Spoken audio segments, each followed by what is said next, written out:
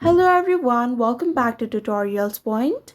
Today in this video, I will guide you on how to use Pinterest for shopping and find products with the best deals. So now let's get started. First of all, open your Pinterest app on your mobile device. Now simply go to the search bar and type keywords for that specific thing. For example, pink aesthetic bag. Now select a bag you like.